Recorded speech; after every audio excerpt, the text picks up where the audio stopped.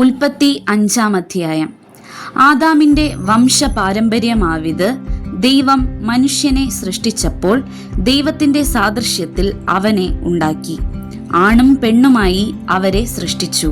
സൃഷ്ടിച്ച നാളിൽ അവരെ അനുഗ്രഹിക്കുകയും അവർക്ക് ആദാം എന്ന് പേരിടുകയും ചെയ്തു.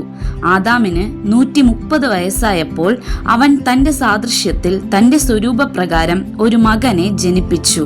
അവന് ഷേത്ത് എന്ന് പേരിട്ടു.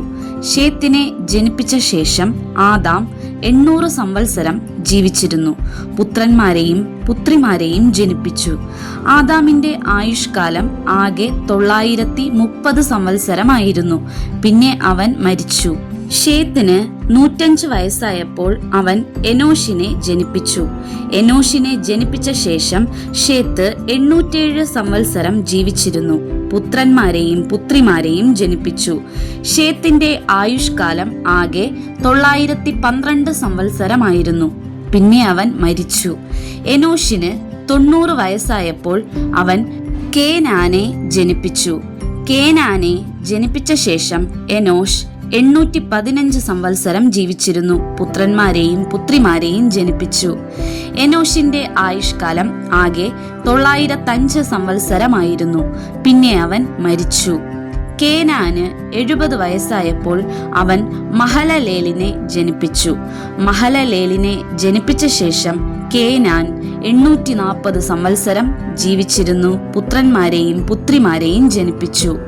കേനാന്റെ ആയുഷ്കാലം ആകെ 910 സംവത്സരമായിരുന്നു. പിന്നെ അവൻ മരിച്ചു.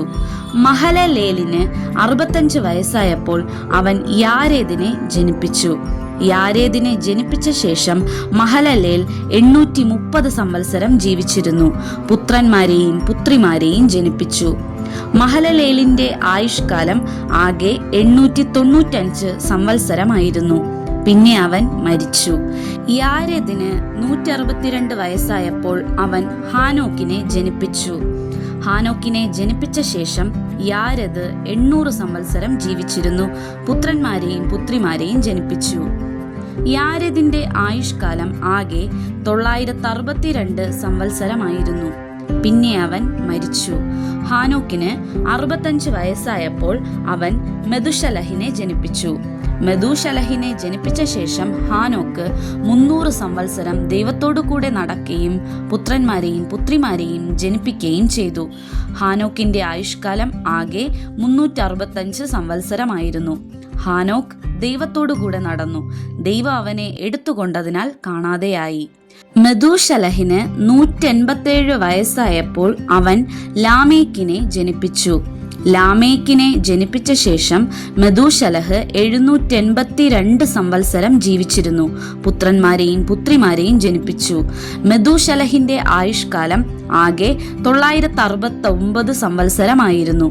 പിന്നെ അവൻ മരിച്ചു. ലാമേക്കിന് 182 വയസ്സായപ്പോൾ അവൻ ഒരു മകനെ ജനിപ്പിച്ചു. യഹോവ ശപിച്ച ഭൂമിയിൽ നമ്മുടെ പ്രവൃത്തിയിലും നമ്മുടെ കൈകളുടെ പ്രയത്നത്തിലും ഇവൻ നമ്മെ ആശ്വസിപ്പിക്കുമെന്ന് പറഞ്ഞ് അവന് നോഹ എന്ന് പേരിട്ടു. നോഹയെ ജനിപ്പിച്ച ശേഷം ലാമേക്ക് 595 സംവത്സരം ജീവിച്ചിരുന്നു. പുത്രന്മാരെയും പുത്രിമാരെയും ജനിപ്പിച്ചു. ലാമേക്കിന്റെ ആയുഷ്കാലം ആകെ 777 സംവത്സരമായിരുന്നു. പിന്നെ അവൻ മരിച്ചു.